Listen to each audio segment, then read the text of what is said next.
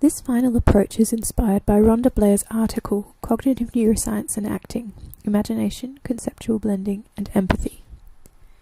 I was inspired by her concept of conceptual blending, which she defines as going beyond metaphor or analogy to blend different mental spaces to arrive at a third, blended space that contains and compresses more and different information than is contained in the two initial inputs.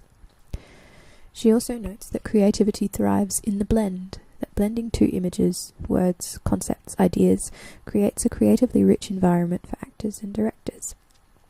In this approach, I have taken the word association exercise she applies to Hamlet's to be or not to be speech from her book, The Actor, Image and Action, Acting and Cognitive Neuroscience, and I've applied this process to Hermione's monologue.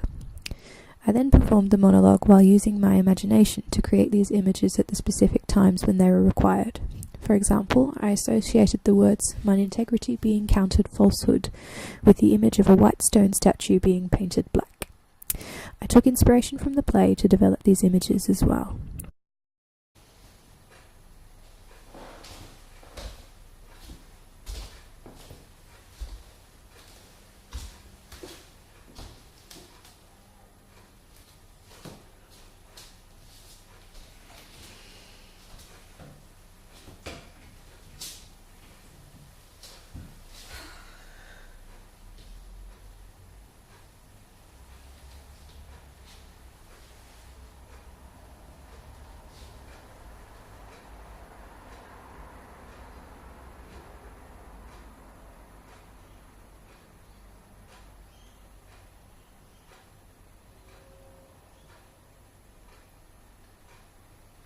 Since what I am to say must be but that which contradicts my accusation, and the testimony on my part no other but what comes from myself, it shall scarce boot me to say, not guilty. Mine integrity being counted falsehood shall, as I express it, be so received. But thus, if powers divine behold our human actions as they do, I doubt not but innocence shall make false accusation blush, and tyranny tremble at patience. You, my lord, best know, who least will seem to do so, my past life hath been as continent, as chaste, as true, as I am now unhappy, which is more than history can pattern, though devised and played to take spectators.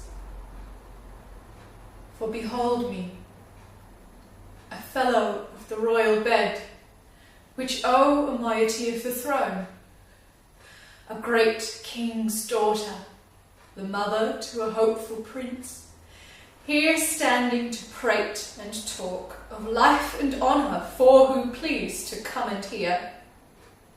For life, I prize it as I weigh grief, which I would spare.